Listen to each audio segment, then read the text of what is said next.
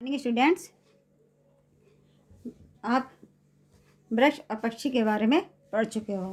अब हम करेंगे इसकी एक्सरसाइज।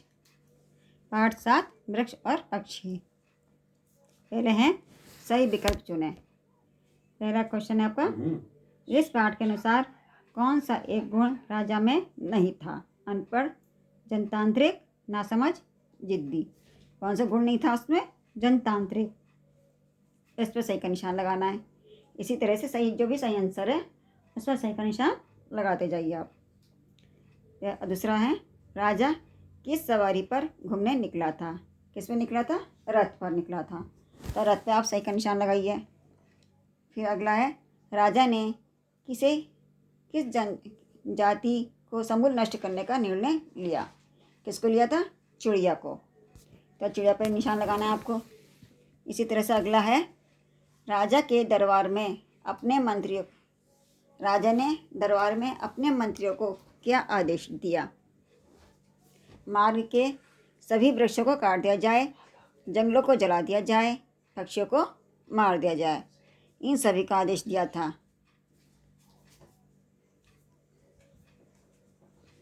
तो इस पर आपको टिक करना है। अगला प्रश्न है, वृक्षों के न होने के कारण पक्षियों का क्या हुआ? क्या हुआ था? भवनों में घोंसले बना दिए, जमीन पर रहने लगे, मर गए या दूसरे देश चले गए थे? क्या हुआ था? दूसरे देश चले गए। तो आपको इस पर टिक करना है। फिर अगला प्रश्न है,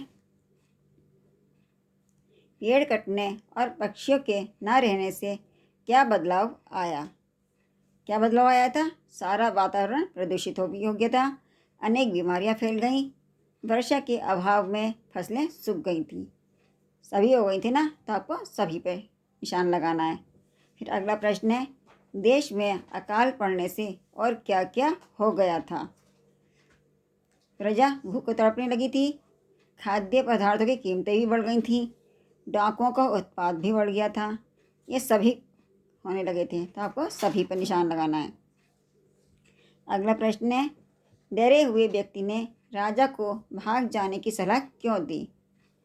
वहाँ भूखे मरने का खतरा था।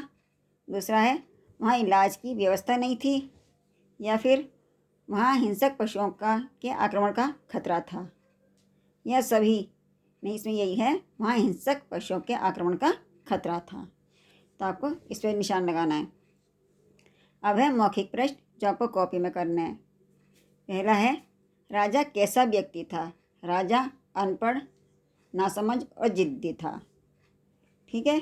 अगला प्रश्न है, वृक्षों से होने वाले कोई 2 लाभ बताओ। ये तो आप अपने मन से कुछ भी लिख सकते हैं। वृक्षों से हमें ऑक्सीजन मिलती है, इनसे हमें छाया मिलती है, वृक्ष वर्षा लाने में सहायक होते हैं। अगला प्रश्न है, पशु पक्षी हमारी किस प्रकार सहायता करते हैं? इसका उत्तर है, पक्षी कीड़े मकोड़ों को खाते हैं, जिससे उनकी संख्या अधिक नहीं बढ़ती। इस प्रकार वे वातावरण को साफ रखते हैं। पशु हमें दूध, मांस, ऊन आदि चीज़ें देते हैं। अगला प्रश्न है, यदि मांसाहारी पशु नहीं होते तो क्या होता? यदि मांसाहारी पशु न होते तो छोटे जानवरों की संख्या बहुत बढ़ जाती और उन्हें खाने के लिए पर्याप्त मात्रा में घास नहीं मिलती। फिर है अगला अभिलिखित प्रश्न। पहला प्रश्न आपको, राजा को क्रोध क्यों आया? उत्तर है, पेड़ पर बैठी एक चिड़िया ने राजा के सिर पर बीट कर दी थी। राजा का सिर और कपड़े गंदे हो गए थे, इसलिए राजा को क्रोध आया। दूसरा प्रश्न है, क्रोध आने पर राजा ने क्या आदेश दिया? उत्तर है, राजा ने मंत्रियों को आदेश दिया कि देश के मार्गों के सभी वृक्ष काट दो, जंगलों को जला दो और पक्षियों को मार दो। अगला प्रश्न है, राजा ने पेड़ कटवाने के पीछे क्या कारण बतलाए? राजा ने बताया कि आंधी तूफान से वृक्ष उखड़कर सड़क के बीच गिर जाते हैं, जिनसे अनेक सड़क दुर्घटनाएं होती हैं। इन वृक्षों की आड़ में शत्रु सैनिकों को छिपने का अवसर मिलता है। पक्षी वृक्षों पर घोंसले बना लेते हैं और वृक्षों के नीचे खड़े यात्रियों पर पक्षी बीट कर देते हैं। फिर अगला प्रश्न है, कीड़े मकोड़ों की संख्या क्यों बढ़ गई? उत्तर है, वृक्षों के कटने पर पक्षियों ने अन्य देशों में शरण ले ली। पक्षी कीड़े मकोड़ों को खाते हैं। उनके हवा में देश में कीड़े मकोड़ों की संख्या बढ़ गई।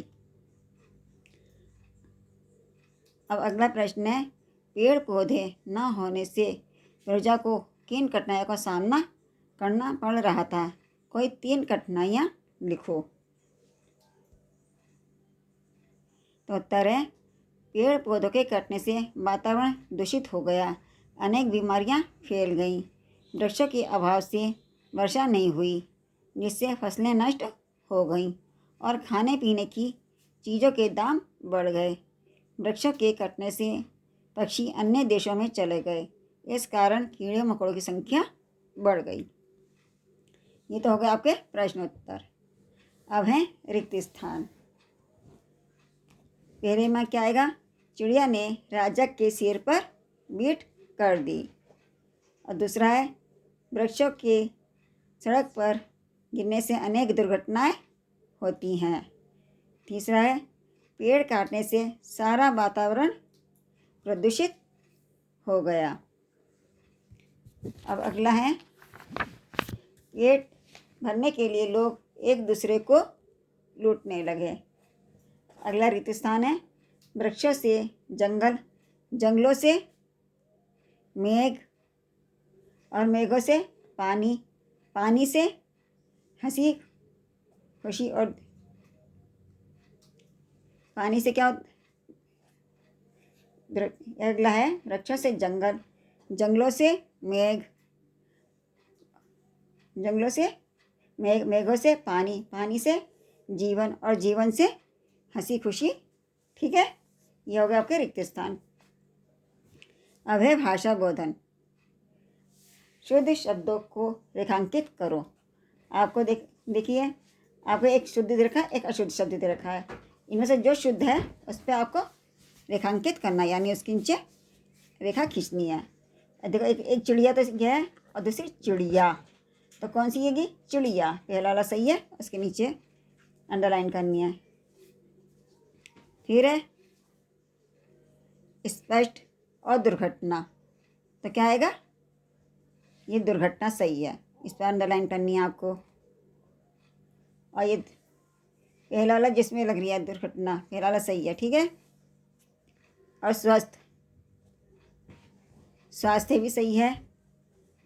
हानि, इस पर आपको अंडरलाइन करनी है। पढ़ो और समझो। फिर है नए शब्द बनाओ। आपको नए शब्द बनाने हैं।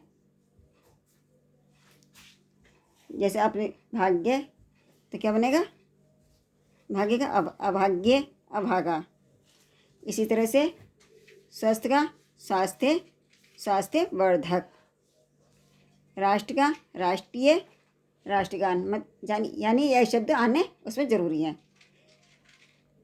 समझ, समझना, समझदार। ये तो हो गया आपका चैप्टर पूरा हो गया। इसकी एक्सरसाइज आपकी कंप्लीट हो गई। अब आपको ये सब याद करना है। ठीक है।